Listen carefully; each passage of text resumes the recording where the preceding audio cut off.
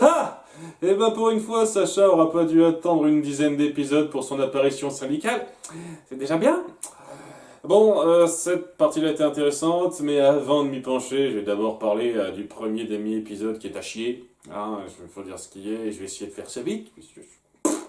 Alors, il y a Anne et Hop qui sont contents du voyage, mais qui commencent à déplorer le fait que Sprig et Polly n'ont fait que se disputer incessamment durant les 2 semaines de voyage. Quand ça? De tous les épisodes qu'on a vus, ça n'a jamais été appuyé qu'ils se disputaient de façon un tant soit peu régulière. C'est une connerie que vous sortez de votre cul, tout d'un coup. Et j'avais envie de dire à quel moment précis, dans la première saison, on appuyait que c'était quelque chose de récurrent et ils ne font que se disputer régulièrement, c'est toujours bruyant, tout ça, tout ça. Je suis peut-être arrivé une ou deux fois de façon un tout petit peu notable, mais en dehors de ça, ça n'a pas été un tant soit peu instauré comme quelque chose de et on nous fait comme si c'était le truc qu'ils ont eu à subir durant tout le voyage. N'importe quoi. Tout ça pour appuyer le conflit d'épisode, donc ils n'arrêtent pas de se disputer. On découvre qu'ils ont la capacité de s'imiter super bien l'un l'autre. Je n'ai pas souvenir que ça a été particulièrement appuyé avant, mais peut-être que je ne me souviens pas bien. Et donc pour essayer de calmer un petit peu les choses, ils voient comme par hasard un détour de chemin qui s'appelle le détour querelle ou un truc comme ça, qui est fait pour aider deux personnes qui sont en pleine querelle à se calmer un petit peu. Ça tombe bien, c'est n'importe quoi. C'est forcé à un niveau abyssal, et donc il les jette dessus, ils devront passer ça en subissant quelques épreuves, en apprenant donc à avoir un peu plus confiance et à pas trop s'engueuler autant. Voilà. Mais plus ou moins ça, hein, sachant que bien entendu ça va pas être uniquement ça pour tenir les 10 minutes, mais il va y avoir à un moment donné, la voie sera barrée par une espèce de gros bloc. Et on leur indiquera un faux détour à travers une grotte, c'est un piège évident, mais ils y entrent comme des débiles parce qu'ils se doutent de rien. Et ouais, ils seront attaqués par une espèce de double monstre, enfin c'est une espèce de gros monstre dragon serpent à 2 têtes.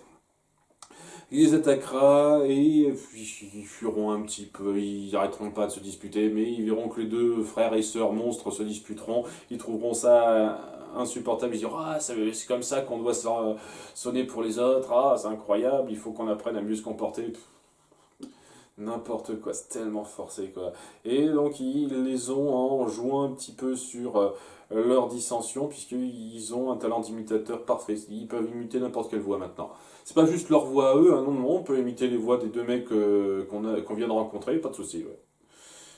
Voilà, les pouvoirs qui sortent de leur cul, donc, ouais, ils foutent la discorde, ils arrivent à se barrer, ils sont d'accord pour se calmer, se réconcilier en rejoignant Anne et Hop qui sont devenus un petit peu tarés d'avoir le silence complet, et donc sont contents de les avoir, et puis ça n'apportait rien, c'était de la perte de temps stupide et sans intérêt, voilà, c'est tout.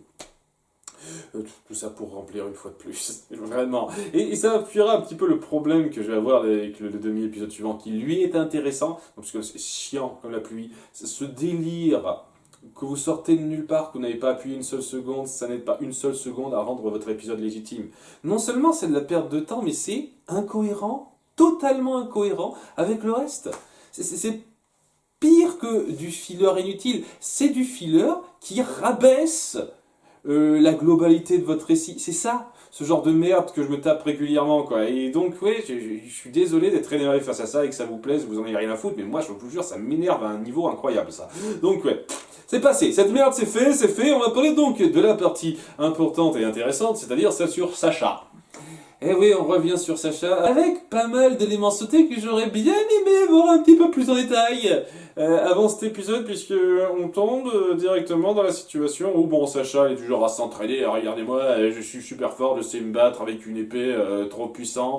Vraiment, elle sait super bien se débrouiller. Elle s'entraîne sur des mannequins de la famille de Anne, enfin la nouvelle famille adoptive de Anne et elle, en ayant toujours ce sale goût de l'avoir perdu, hein, ça se voit tout de suite, tandis que Grime est devenu une grosse loque dégueulasse. Et ce parce que maintenant il est considéré comme traître par Newt. pour une raison qui n'a pas été particulièrement explicitée. Alors bon, hein, je veux bien faire l'effort à la place des scénaristes, hein, une fois de plus, passer pour un gros connard. Ah, et pourquoi ils expliquent pas ça? T'as qu'à réfléchir par toi-même, connard, hein, non, non, non, non, ce genre de truc de base doit s'expliquer par les scénaristes directement dans votre intrigue. Hein. Donc il est considéré par traître, et je veux dire, parce que voilà, il a perdu son fort, on va dire que c'est ça. Son fort a été détruit, donc tout de suite, paf, il a pas bien su gérer ça, et c'est un traître. C'est la seule explication qui me vient en tête, la seule chose un tout petit peu logique à la chose, parce que je vois pas pourquoi il serait considéré comme un traître en dehors de ça. Voilà. T'as perdu ton fort contre l'ennemi que t'essayais de capturer, plutôt que de te réassigner ailleurs, que de te rétrograder ou un truc comme ça, t'étais jugé comme traître, recherché par les autorités. Oui, bien sûr. Ouais, ça, c'est le seul truc logique que je vois. Il n'y a rien qui indique à tant soit peu pourquoi il est considéré comme traître. Et à cause de ça, eh ben, il se laisse aller. Quoi. Il regarde donc cette espèce de série débile qu'on a mis en avant dans je sais plus quel épisode de la première saison. Et voilà, Sacha, ça l'énerve un petit peu. Il essaie un petit peu de le remettre en forme. Il dit non, je veux pas. Il se laisse pousser la barbe, tout ça, tout ça. Ça fait, je vous cache pas, un petit peu bizarre. Ça n'aide pas des masses de voir ce personnage être devenu une loque. Alors que bon, on s'est centré vraiment sur lui que 2 épisodes, techniquement. Hein. Je trouve que c'est un développement de personnage qui aurait été plus fort de pointer sur une durée un peu plus longue, sur plusieurs épisodes. Surtout quand, une fois de plus, on voit le nombre de pertes de temps super lourdes qu'on s'est tapé autour d'Anne qui servaient à rien. Ce genre de truc, ça aurait pu être cool de montrer ce moment où il a été jugé traître par les autorités du coin et où il a été obligé de se barrer avec Sacha.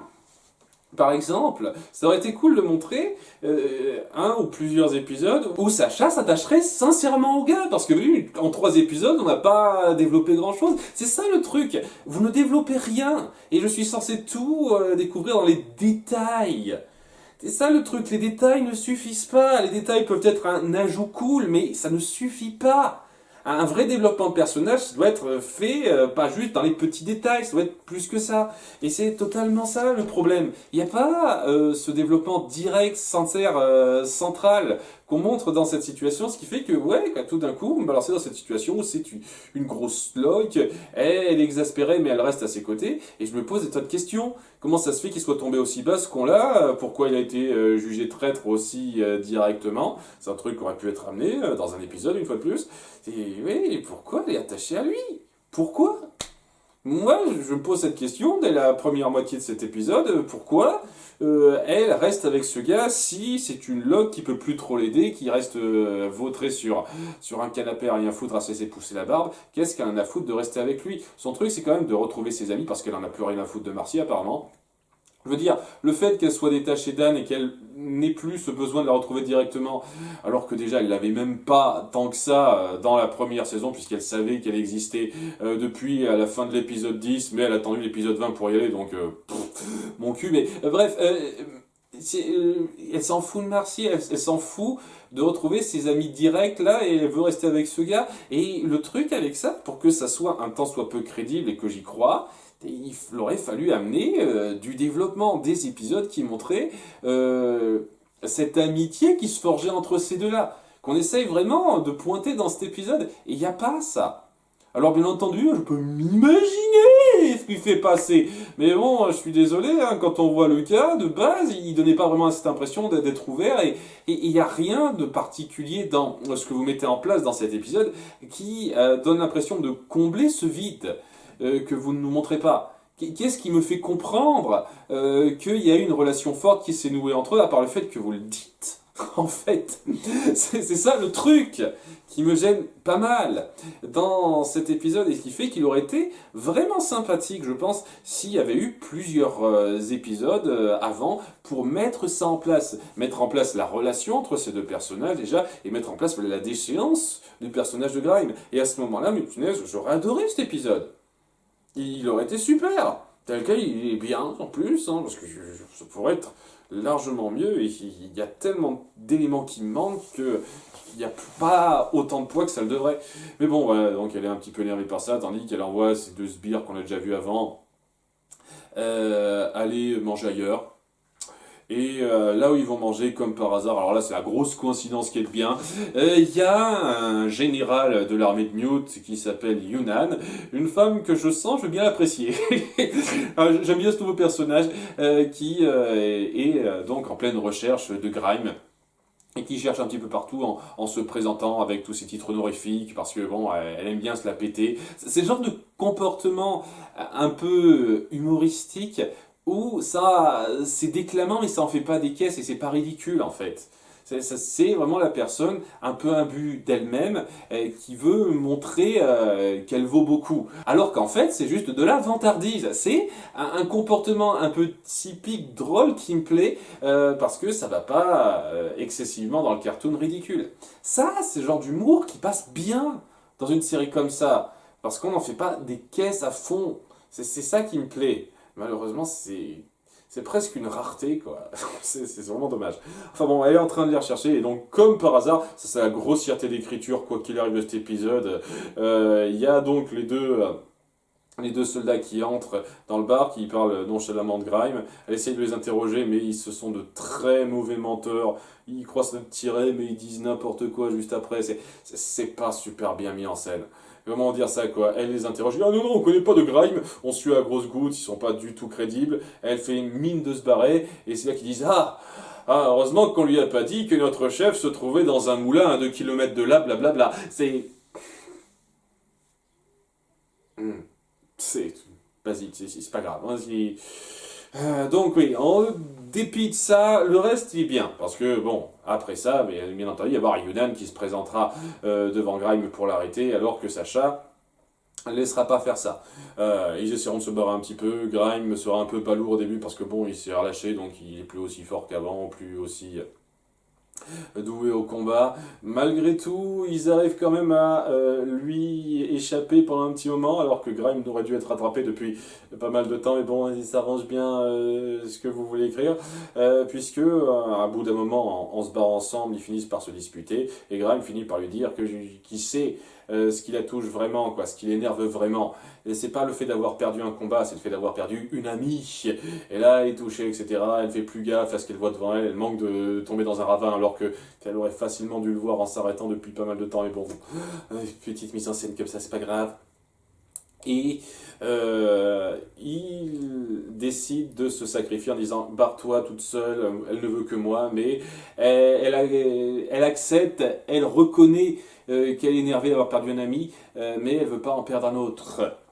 Donc, qu'elle le considère comme un ami et que c'est important pour elle, elle veut pas se séparer de lui. Et donc, il est touché, il finit par se ressaisir, à brandir une arme de fortune pour se battre ensemble avec elle contre ce général. Et après quelques petites passes, quelques petites coups fourrés, ils finissent par se débarrasser d'elle provisoirement en ayant regagné confiance, alors que Grime se dit tiens, maintenant je vais un petit peu remonter sur ma selle, je vais peut-être même faire en sorte de conquérir tout l'endroit, parce que ce serait bien que pour une fois, il y ait un crapaud qui soit la tête de ce pays.